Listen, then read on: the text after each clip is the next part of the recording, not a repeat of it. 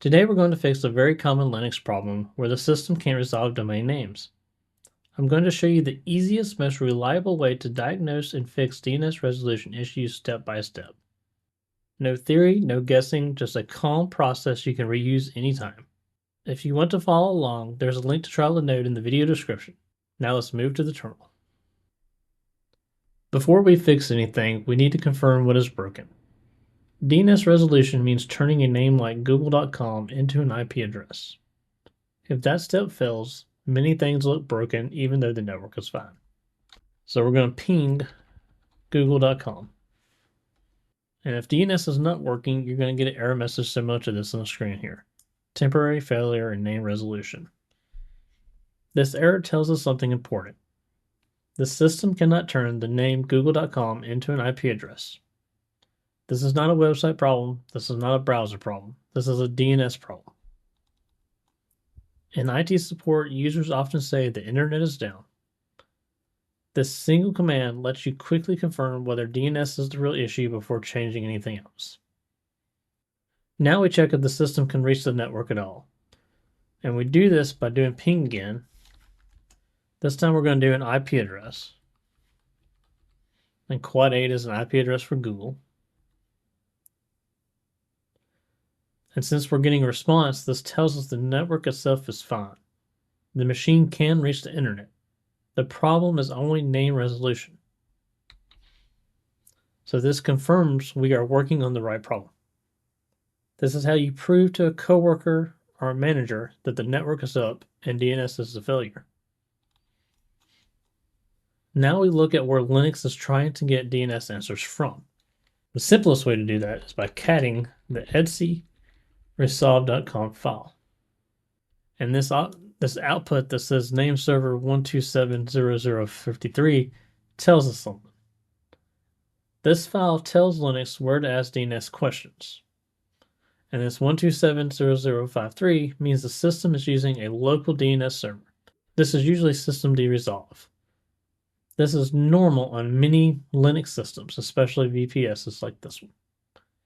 The problem happens when this server is misconfigured or not receiving valid DNS servers. Understanding this file helps you debug laptops, servers, and cloud systems where DNS behaves differently than expected.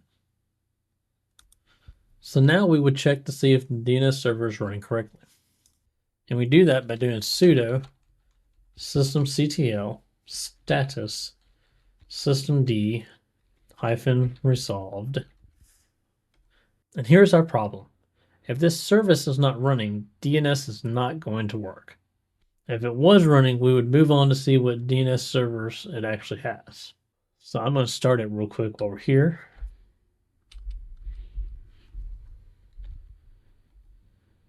And now that it's running, we can ping google.com and we get a response. So I'm going to pretend that even though it's running, we're still not getting a ping from Google. And this would be where we would ask the system what DNS servers it knows about. And you do that by doing the resolve ctl status command. And these are the DNS servers that this VPS is using. This shows the real DNS server that is being used. If this is empty, incorrect, or unreachable, DNS will fail. And this particular VPS or virtual private server is using the name servers of Google and Cloud DNS. Now, if this was a home lab, this might be your router, or you may have a custom configuration of some kind. And a company, this is often a domain controller or internal DNS server. But this is exactly how you would debug DNS issues on company laptops connected to VPN. So the next step would be to test DNS without using ping. And you do that by using the resolve ctl command again. We're going to tell it to query google.com. So that means resolve is going to reach out to the name servers it knows about, in this case Cloudflare and Google, and it's going to look for google.com. And it gets a response. So this confirms DNS is now working, or if DNS was still failing, this would confirm here. If this works but ping doesn't, the issue is elsewhere. If this fails, DNS is still broken, and we need to fix it. Now this next step is a great temporary fix for any unexplainable DNS issues you may be having. And it's the simplest way to fix it for troubleshooting as well. but we manually tell the system to use a known reliable DNS server. And we do that simply by running sudo resolve ctl DNS, then your internet connection, which in my case it's etho, and then the name servers you want it to point towards.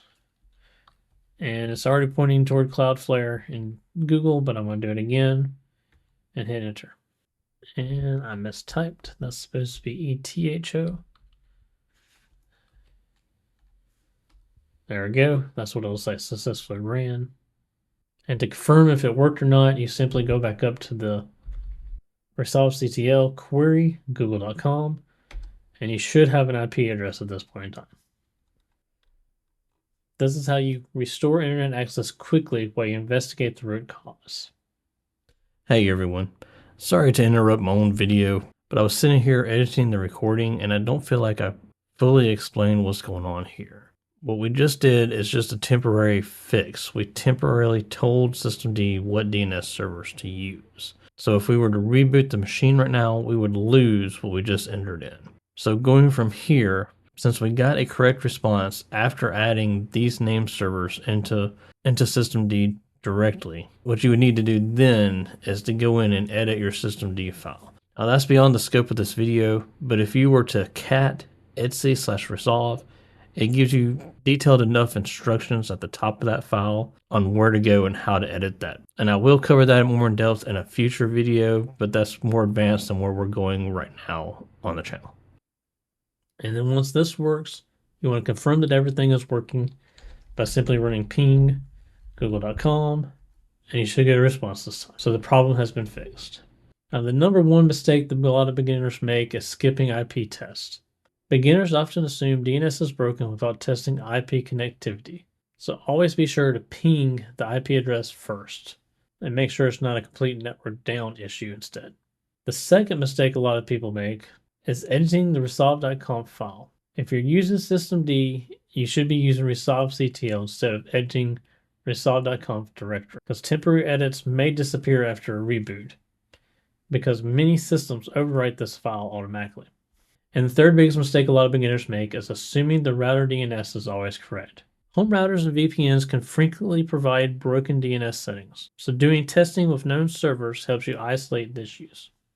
So let's put this into a real-world example. Let's say this is a brand new Linux server that we're setting up. Package installs fails, web access fails, but I can SSH into it. By testing IP connectivity first, you prove that the network is fine. So instead of pinging google.com, I ping at 8, and I get a response. So the network is fine. By checking DNS second, you fix the root problem in minutes instead of reinstalling the system. So I do sudo status systemd. So I do sudo systemctl status systemd resolve. And if I type it right, I see this systemd is stopped again. And so now I simply start it. And to test this up or not, I'm going to do ping google.com. I get a response.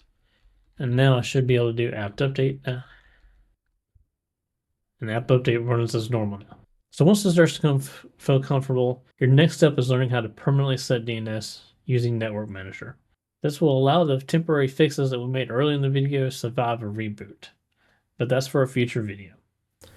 DNS problems feel confusing at first, but they follow a simple pattern every time. Work through this a few times and it will feel natural. If this video helped, please leave a comment down below and let me know where you ran into DNS issues. And I will see you in the next video.